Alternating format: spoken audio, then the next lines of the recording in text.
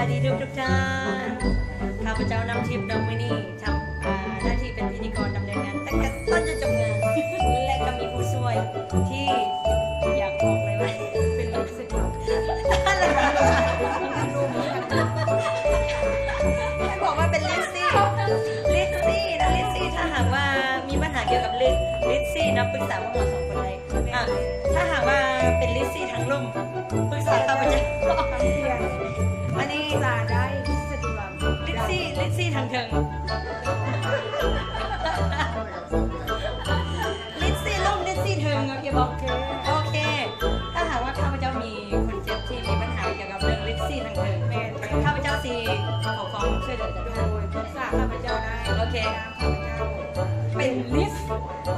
เป็นผู้เชี่ยวชาญเกี่ยวกับเรื่องลิซซี่แม่แล้วเป็นแฟนพันธุ์แท้ของเกี่ยวกับลิซซี่แล้วอันนี้เป็นแฟนพันธุ์แท้เกี่ยวกับอย่างไรนี่ว้าวแล้วเขาพยาธิยิง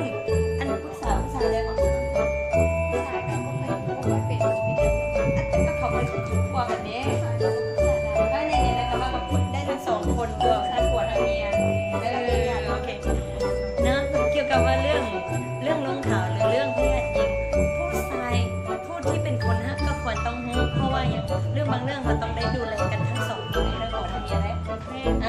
เราปรึกษาท่านได้ท่านสิ่งอย่างสิแก้วเนาะสิแก้วมีเบอร์โทรป่ะจ๊ะมีต่อบอกเลยก็บอกเลย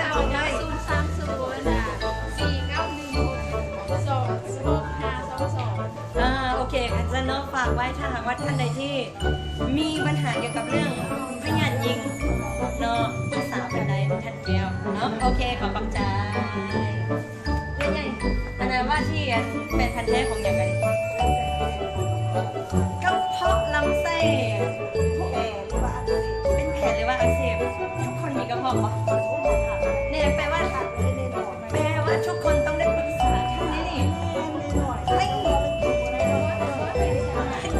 บ่ได้แน่นอนนะเพราะว่ากินอย่างไปก็ต้องไปผ่านกระเพาะแม่พ่อแม่นี่ดีเลยกันซะเป็นภาพส่วนที่สำคัญที่ต้องแล้วถ้าหากว่ามีปัญหาเกี่ยวกับเรื่องกระเพาะลำไส้เนาะกระเพาะก็ย่อยเป็นแผลในกระเพาะอาหารหรือกระเพาะอักเสบเราสามารถปรึกษาภายในรับแฟนเกี่ยวกับมีเบอร์โทรมาติดต่อ9944974เนาะชื่ออย่างไรแสงมณีอุ่นแก้วทักแสงมณีอุ่นแก้วขอความช่วยเหลือในคน